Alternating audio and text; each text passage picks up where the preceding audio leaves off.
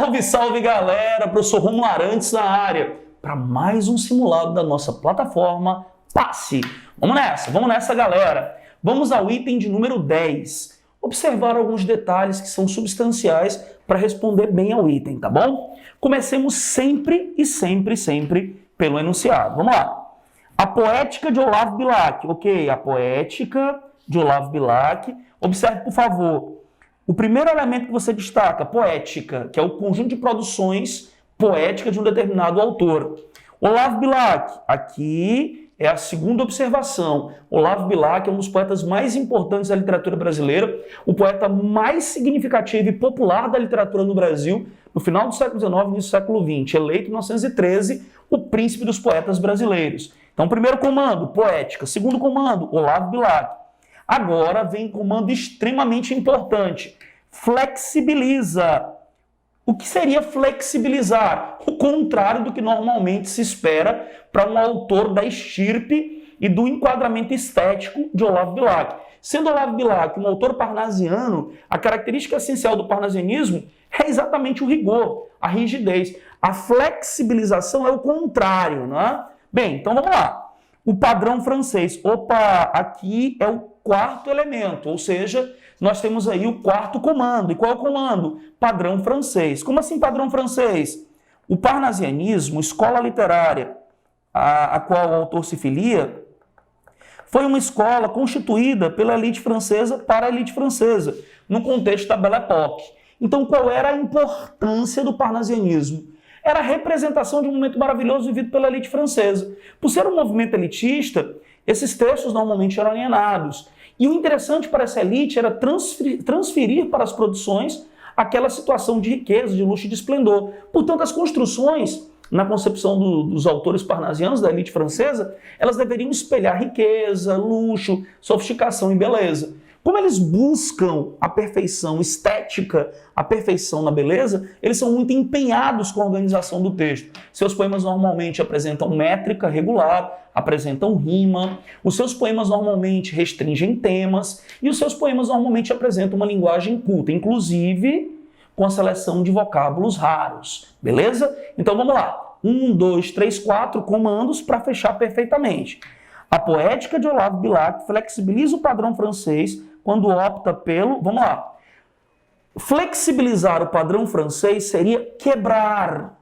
Quebrar com o padrão elitista, com o padrão alienado, com o padrão perfeccionista, com o padrão beletrista. Então, devagar e com muita tranquilidade. Eu preciso identificar o que há de singular no texto.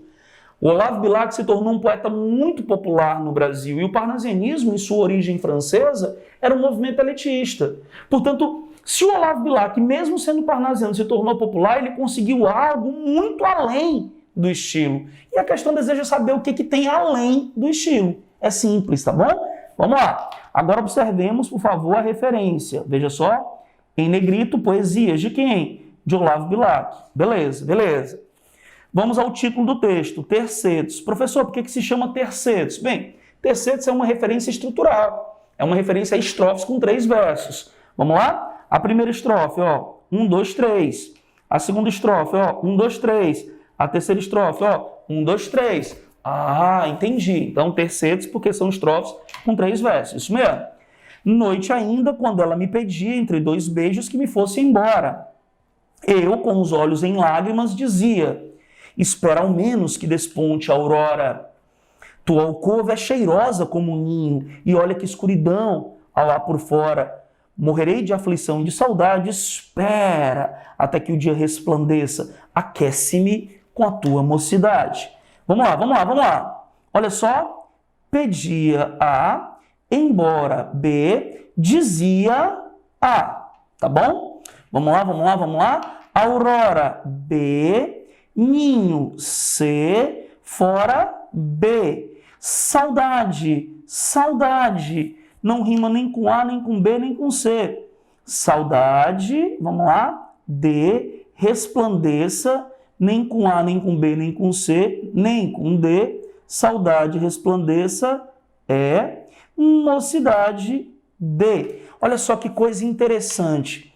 Veja, por favor, que nós temos Ó, A, B, A, B, C, B, D, E, D. Veja que existe uma padronização nas rimas. Existe uma preocupação com a métrica, uma preocupação com a rima, portanto, do ponto de vista formal, este texto ele se enquadra perfeitamente ao padrão parnasiano. Agora veja só, do ponto de vista temático, aí nós observamos algo diferente.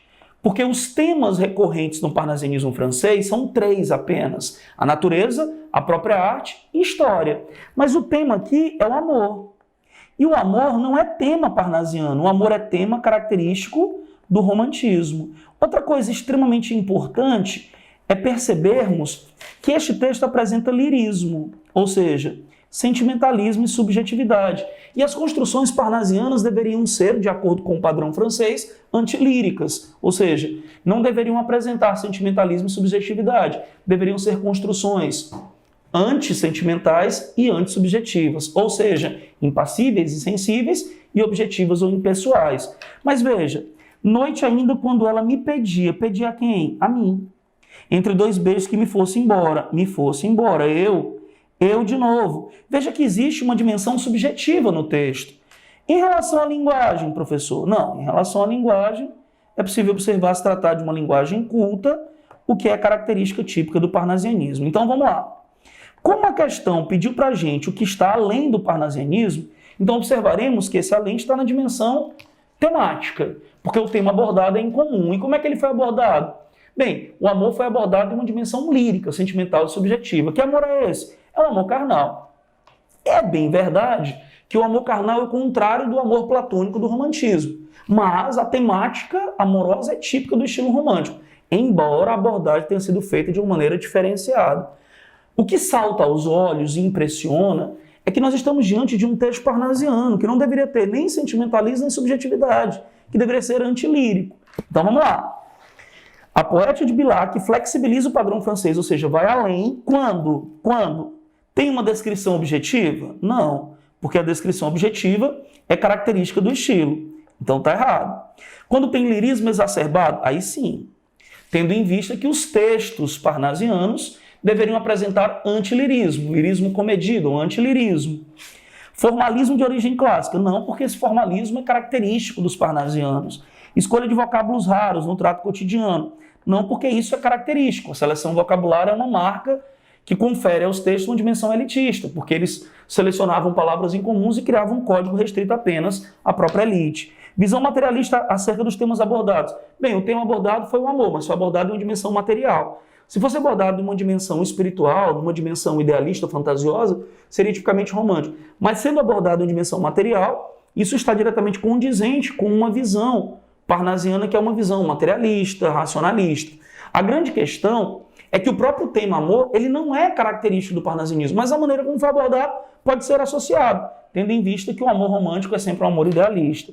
Então a visão materialista é característica parnasiana e, consequentemente, não deveria ser assinalado. O que há de incomum no texto é o lirismo, o sentimentalismo exagerado, que é característica do romantismo, mas figura na produção do autor por uma opção individual. A resposta, portanto, letra B. Valeu, galera!